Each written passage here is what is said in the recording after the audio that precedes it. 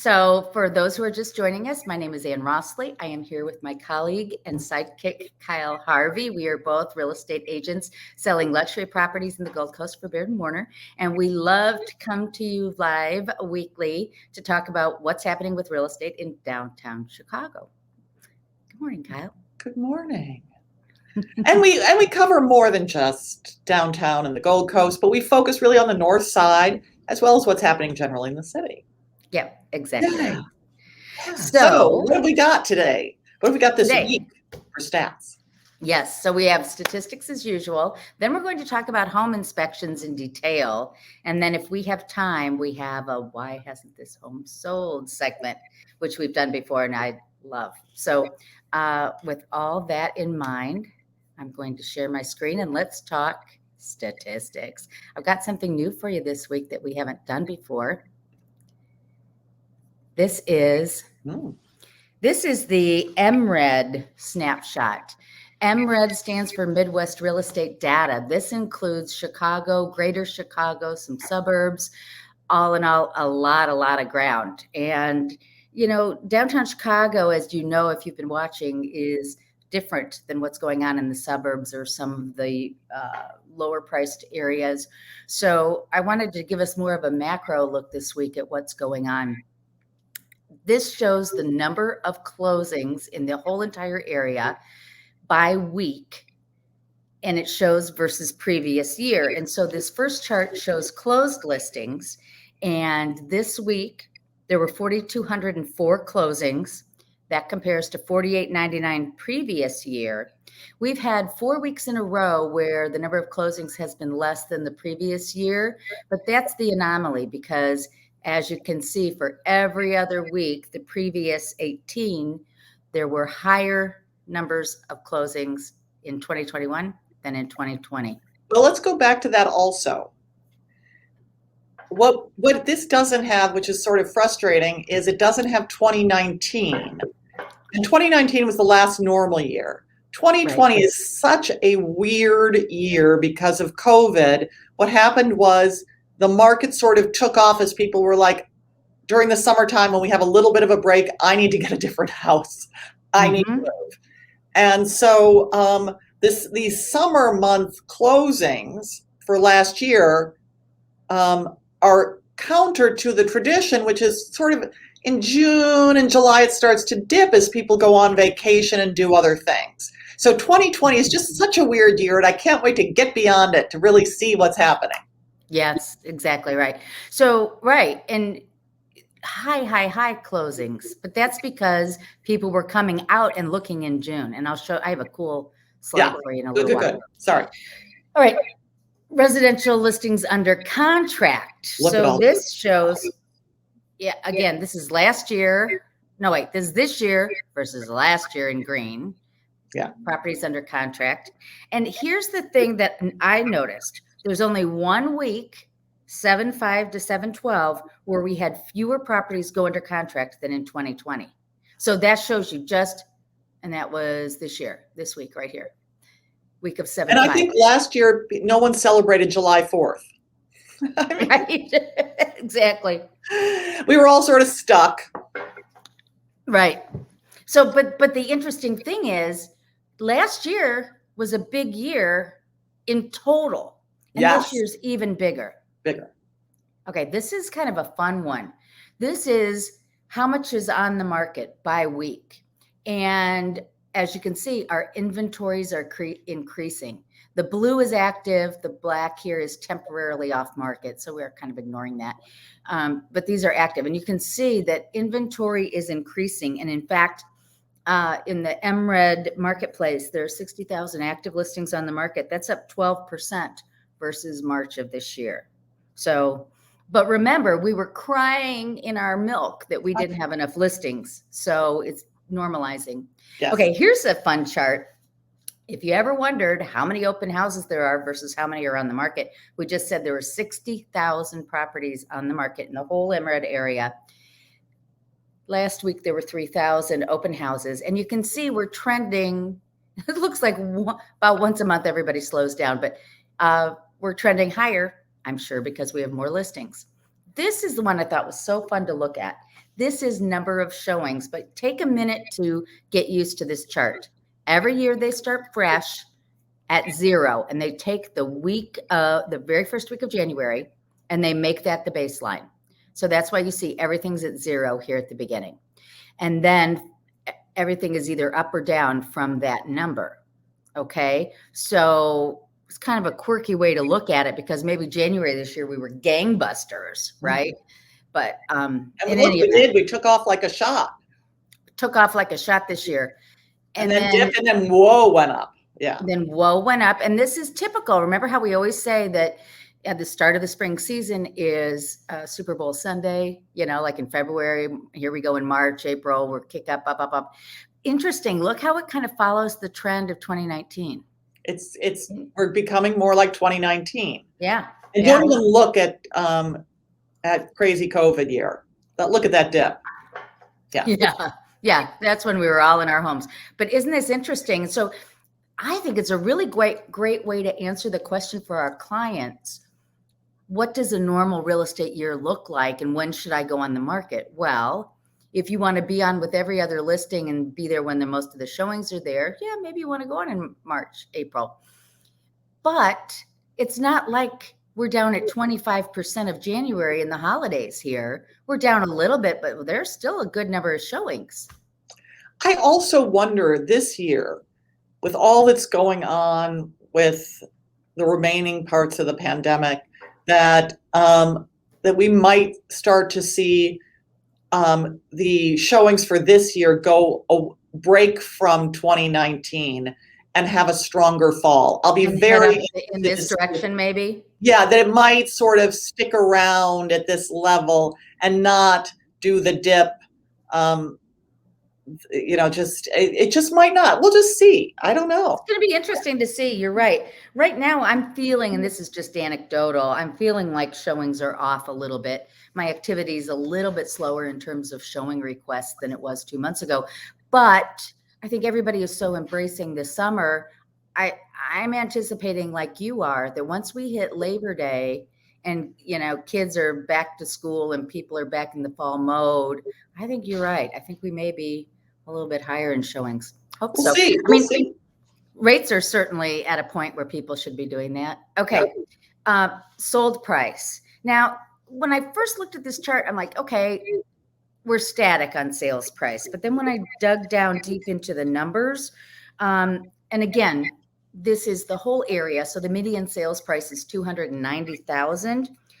Compare that to last year, $262, and your year over year, 10.7 year over year on price, which that's a significant difference in price appreciation. Okay, that was the link that I got them from. Okay, now we're going to get into our townships, and we're already into this for 10 minutes, so I'm going to go very quickly. All right, let's look at condominiums only for the townships. Median sales price for North Chicago condos, $391, down 2%, but you can see we're trending, the high. Let's see, I've lost my place. Okay, we've ranged from 372 to 400. So is this closed or list? Closed or list? Closed. Good. Median sales price. Okay. And then Lakeview, median sales price $345, ranging from $300 to $352.5. Okay, where's my cursor? There we go. Okay, closed sales. Again, crazy rockin' closed sales. North Chicago, 582. Last month was the highest month. Excuse me. This month here, 2 months ago, May, highest month, 727. That was the highest in 3 years. Actually, more than that even. Lakeview, oh, here it was last month. Yeah, sorry, I'm putting the wrong thing. Okay, Lakeview, 545. It's 545. And then April was the 3-year high. So we're experiencing the highest in closed sales in a long, long, long time, maybe ever. All right, July dollar volume closed year to date. And so North Chicago's in red, Lakeview is in blue. Remember, North Chicago is from the Chicago River up to Fullerton, Lake Michigan to the branch of Chicago River to the west. And Lakeview is Fullerton up to Devon, Michigan Avenue to Western. Okay, so that's basically the north side of the downtown area and where we operate. So again, $1.3 billion in sales for volume in Lakeview. Compares to, thank you, it's 70% over what it was last year. Wow. Yeah. $1.7 billion roughly in North Chicago is 68% over where it was last year and still incredibly higher than year before. So year to date, we're kicking. And then finally, month supply for condos. We are coming down, girlfriend. We're down to 5 months worth of supply.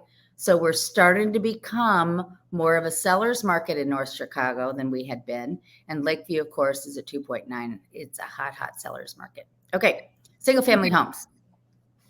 North Chicago, median sales price for a single family home is $1,135,000, and that's up 33%.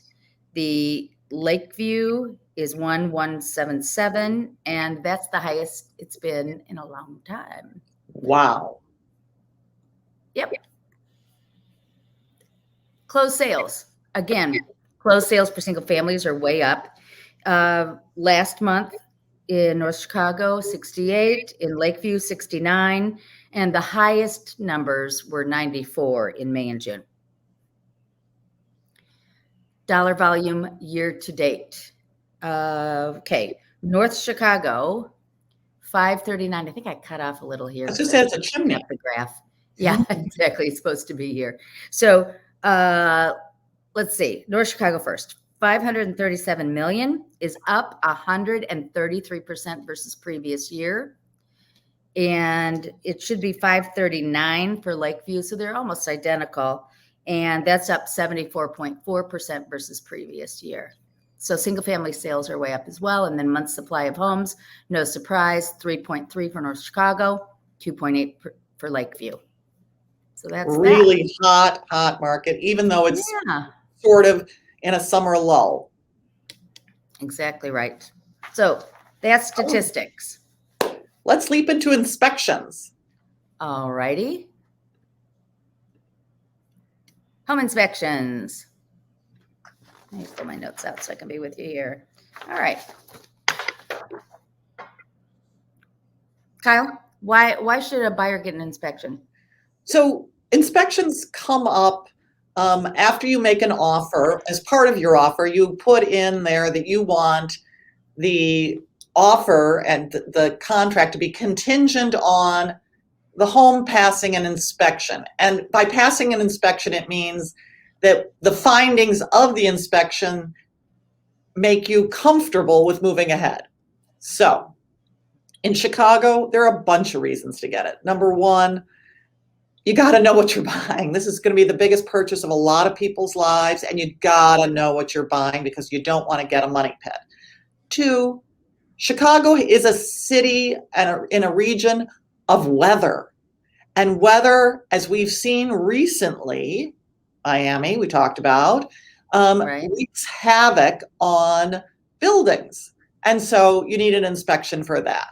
What do you think? What are some of the things you would say? There are a couple of reasons that I look at an inspection. You don't want any big surprises that are going to put you in a horrible position financially. And that might be, for example, I had a house that was poorly constructed with split face block, and the inspector estimated $100,000 repair. I don't care what your purchase price is. $100,000 for a necessary repair is crazy for most people. So it prevents you from getting into a pickle. The second thing that I really look to for inspections is it helps you understand your home so that you can maintain it.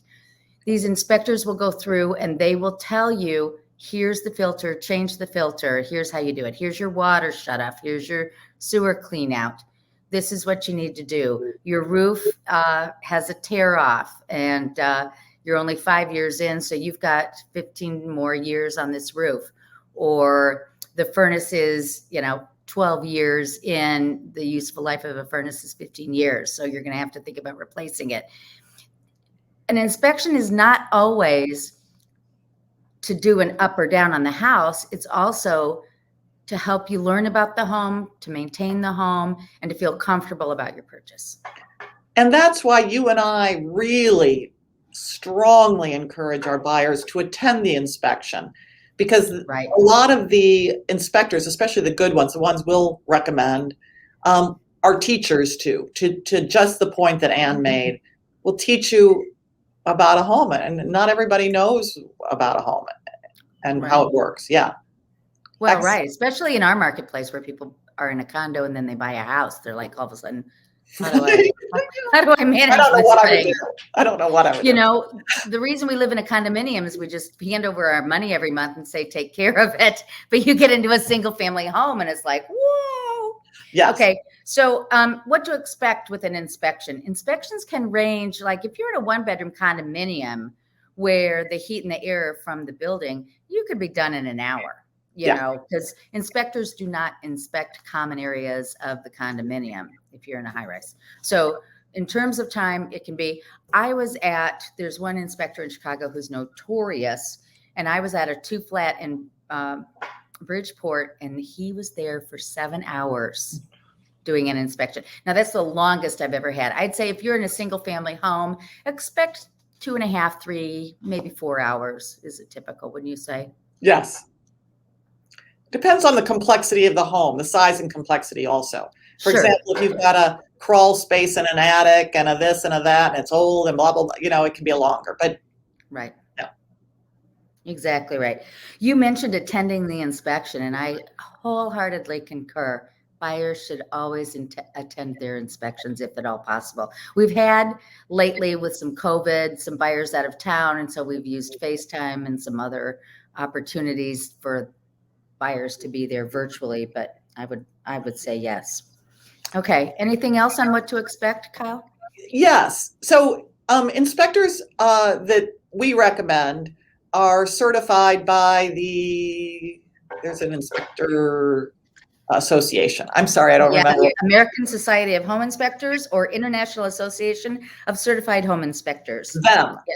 But they have best practices, checklists, etc. And so they will run through the checklist and they will identify for you everything that isn't perfect, because that's their job. Now, people live with all sorts of imperfections all the time. And so, and my God, if you had a perfect home, there are none. Let's just be honest. So it's not the number of defects. It is the severity that will impact, 1, the value of the home, and 2, your ability to maintain it. So you're looking for, everyone wants an inspector with judgment. They're going to call out in the report every defect, but they will also tell you about the ones you should care about, the ones that will matter to you. And that's another reason to be there, to see this person say, this is one, pay attention to this. So anyway, yeah. No, that's exactly right. And there are a couple that pop up all the time in our home inspections, and they're nothing to get too crazy about. For example, having a handrail on your staircases everywhere is code. And if there's no staircase there, the inspector will point it out. Is that an earth-shattering problem? No. Can that easily be fixed for a few dollars? Yes. The other one is, there's something about how they hook up the dishwasher, and I don't even understand it, but it comes up in every inspection. And the last inspection I had, the inspector said, we have got to tell Apt they've got to install their dishwashers differently, because, it's somebody who knows what they're doing. It's not homeowners that are putting in their dishwashers. And it's not either we have to tell Apt, or we have to tell the city code. There's nothing wrong with installing it the way Apt installs it. Yeah, exactly. But it's on every inspection. It just makes me laugh. So, so what inspectors look at? They're looking at everything in a home. And as I said, they talk about useful life. The ones we care about are the heating system, cooling system, basically mechanicals and structure. They don't care much about the decorating. Expect and even ask a home inspector if they have the gizmo to check moisture in the walls. A good inspector will have that, right? And they're going to look, when we go in a home, we tend to look straight ahead or down at the flooring and whatever. We forget to look up sometimes. So they'll look up. And again, an inspector is going to help you put it in perspective. I've been in old vintage homes where they put the marble down and it rolls, because the floor is not even, but it's a 120-year-old property that isn't going anywhere, so they'll help you understand that. The other kind of quirky thing is inspectors may not agree with one another. I have had homes where they've gotten to the inspection and then fallen apart, and then a different inspector came in the next time, and they find different things because there are different things on their minds or whatever. One I had said that a structural beam wasn't sufficient and it needed to be, propped up, and the other one said, oh, that's not a problem at all. So, I mean. Well, we have had, so home inspectors are humans too. And what I don't want for my buyer or seller is a home inspector who's out to prove that he's the smartest guy ever, he or she, smartest person ever, because they make everything a disaster. And not everything is a disaster because people have lived in this home for a period of time and nothing has happened. And it's how we live. So it's really the inspector who tells you the things that are important. Right. And fills you in on everything, but tells you what's important. And that's the judgment that's so helpful. Exactly right. For example, if there are no carbon monoxide detectors in the home and there's something not quite right about the flue on the furnace that could bring carbon monoxide back in the house, that's the kind of thing you want to know about. Right? Or things on the roof that you can't see when you're there looking at the pretty house, but they can see that there's all kinds of moisture coming in or whatever. Yeah. Yes. As you said, Kyle, most of the time that's not happening. People are living in these homes and they're taking care of them and everything is fine. So I guess that's all we need to say on that. What should we expect as a home seller? Because I think sellers don't have an idea of what's going to happen. Yeah, you put this in here, and I thought that was a great idea to talk about this. Well, so one of the things that the home inspector cannot, if they cannot have access to something, they can't inspect it. Right. And if you can't inspect it, you can't get a green light on that thing. So, if you don't have a way to access the attic, they'll say, I have no idea what's in the attic. And then they're going to have to do it again. So it's in your interest as a home seller to make the home accessible so that the home inspector can look at everything. Right. So, and some examples of that would be, where is the electrical panel? That may be hidden in a closet or somewhere. Let's know and tell us, the agents, so that the inspector can know. Another one is the clean out. And this is in the house where they go down and rot out the sewer lines. So like the tree roots that are getting in there, they can clean all that out. Sometimes in an inspection, they'll go in and they'll scope it. So they need to know where that is. What else would you say? What else did I leave out? There are a lot of people who've moved out of their home and they'll turn off the utilities. And so one of the things that an inspector does is check every outlet, check all that the utilities work. And if the utilities are off, they can't do an inspection. So absolutely right. You got it. And I was actually, interestingly, at an inspection where the basement was, so the house looked beautiful on the inside because everything was in the basement. And the basement was floor to ceiling stuff. But there were key things. The utilities were, access points were in the basement. And the basement had, was, from the building was from the teens or 20s of last century. And so there were asbestos tiles. There were all sorts of things that weren't deal killers, but we couldn't see, so we had to come back again. And you just got to make it available. Sure. So tidy your and basement. you bring up a good point. I mean, if if everything is accessible, and here's another one, this is a simple one. Put light bulbs in, make sure all your lights work. Because they'll put on the report, oh, can't tell if this light works. They don't know if the light is out, if there's an electrical problem, or it's just a light bulb. So if you replace your light bulbs prior to the inspection, it's just less that they're going to have to worry about. Yeah. Right? Yep. Which gets us to, how do you as a seller improve the report?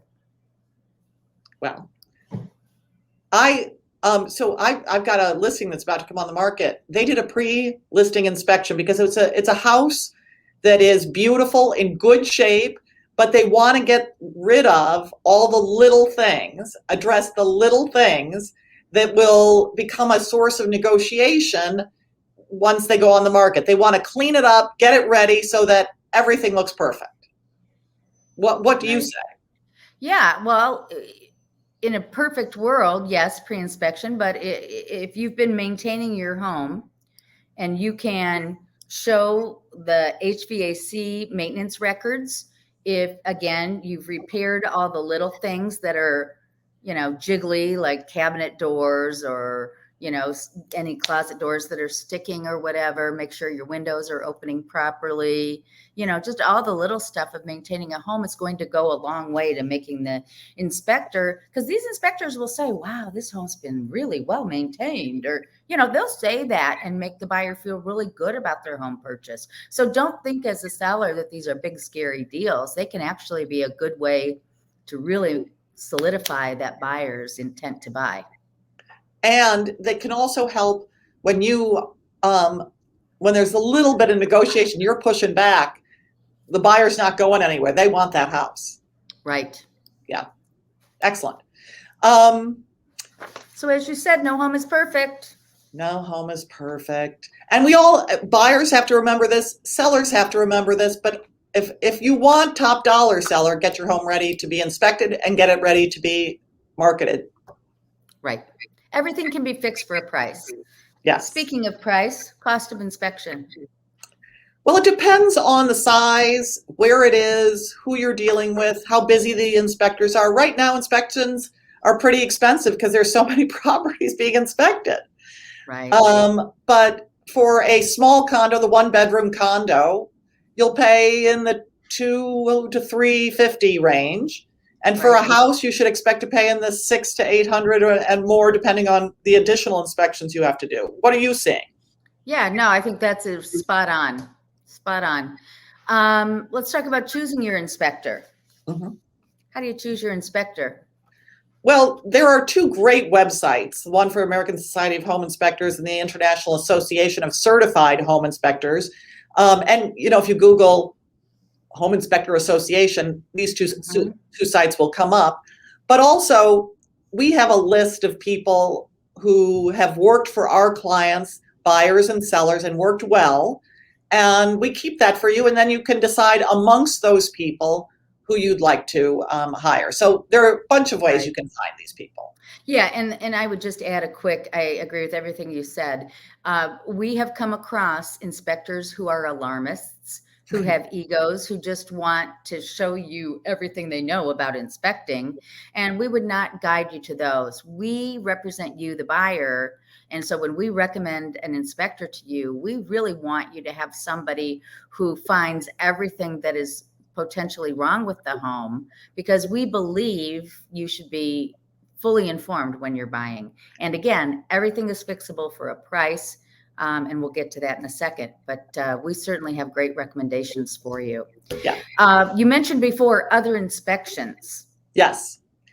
There's the home inspection, and sometimes the inspector says, well, I have a question about this, so maybe you need to bring in da da da da da. Tell us about that, Kyle. Well, there are a couple of ones that you don't actually need to have a home inspector suggest.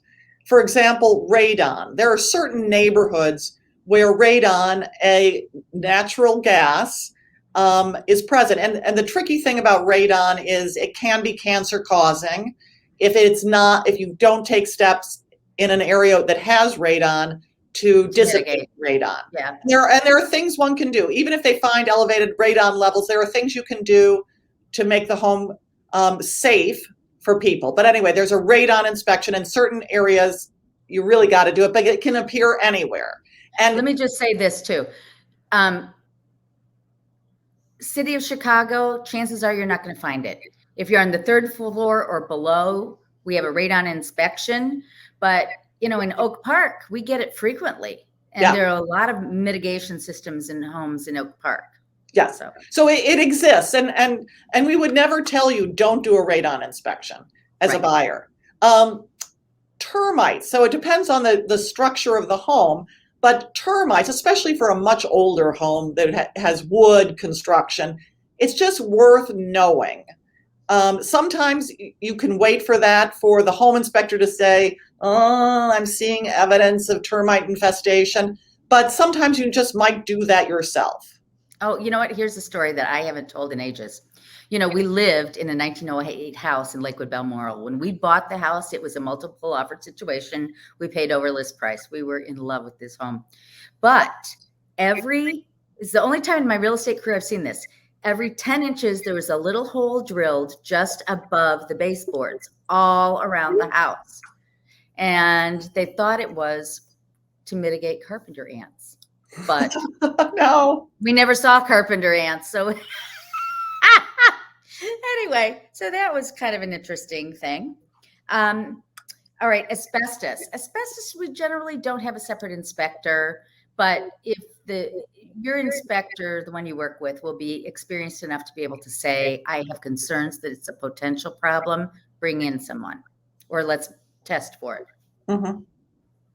Water damage, lead. We don't have so much of a lead paint issue, but lead piping, it's sometimes worth knowing if the line to the house is lead, is a lead pipe.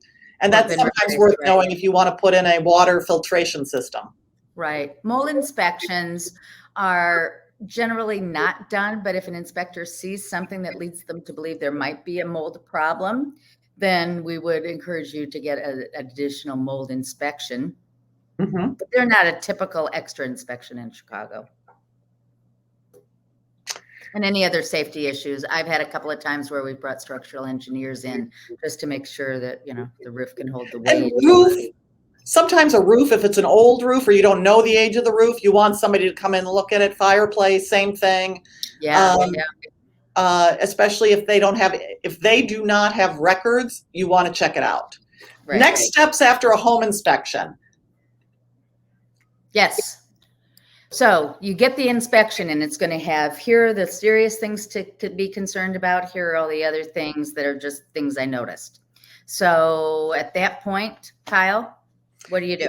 So your agent, Ann or me, we will work with you and the lawyer to identify the things that are negotiation points if we're representing the buyer. If we're representing the seller, we don't see the inspection unless we ask for it. And they're not allowed to give it to us unless we ask for it. I have in the past actually asked for it and then used it with when I was trying to sell a property to say, these are the issues that were found by the last person. And actually we got more because we had identified all the issues and people were much more confident that the property was in good shape. But anyway, so then you just negotiate the final details of the contract.